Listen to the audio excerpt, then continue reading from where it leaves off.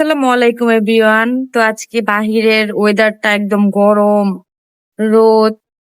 তো মাত্র ঘুম থেকে উঠলাম, এখন হচ্ছে বাসাটা একটু গুছাবো।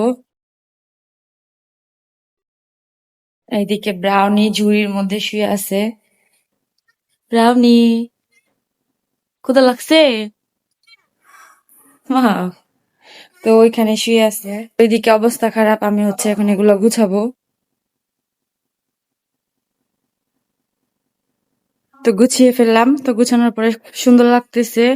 আর আরেকটা জিনিস দেখাবো, সেটা হচ্ছে শিয়াল। এই যে দেখেন শিয়াল কিভাবে ঘুমাচ্ছে। এই, এখানে রান্না বাড়া শুরু হয়ে গেছে। এখানে এগুলো হচ্ছে ব্লেন্ডার করা হবে।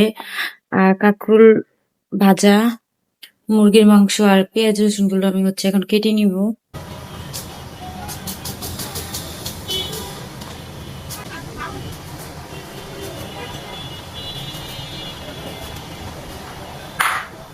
পেঁয়াজ রসুন আর টমেটোটা আমি হচ্ছে আগে কেটে নিলাম। এরপর ডালে হচ্ছে আদা বাটা পেঁয়াজ রসুন বাটা দিয়ে দিলাম।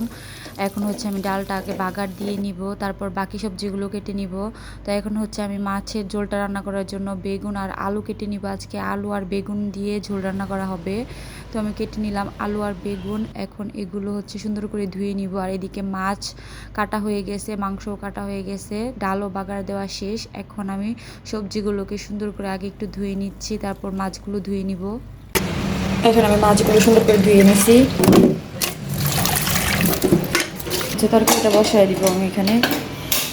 এদিকে আমি মাংসটা ধুয়ে নিচ্ছি সুন্দর করে। মাংসটা ধুয়ে নিলাম, এখন মাংসটা বসিয়ে দিব। আর এদিকে এই যে সবজি ধোয়া হয়ে গেছে সবকিছু।